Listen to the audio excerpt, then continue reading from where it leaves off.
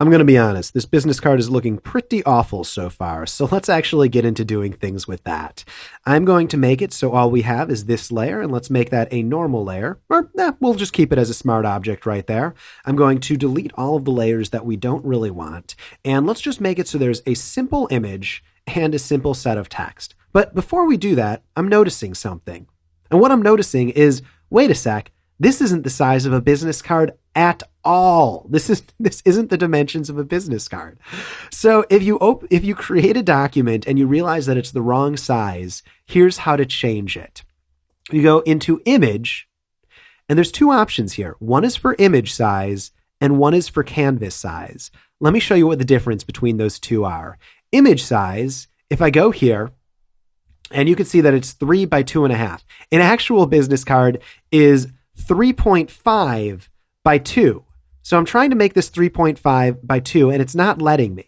So in order to change that, I'm going to make it so it doesn't constrain the proportions. So let's set this to 3.5 by 2. I'm going to say OK. And now it changed it to the size of a business card. However, let's undo and redoing it. In the process of doing that, it stretched everything out. So it changed it to this size, but it also stretched everything out. If I were to go into image size and make it so here, let's click constrain proportions and make it so it was only 1 inch tall, it would decrease the size of everything. You'll notice how it's only 1 inch tall rather than 3 inches tall now.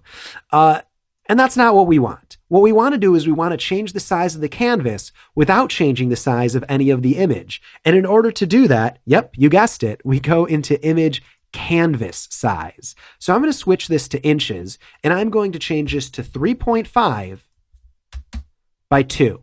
And then I'm going to say, okay. The new canvas size is smaller than the current canvas size. Some clipping will occur. Proceed.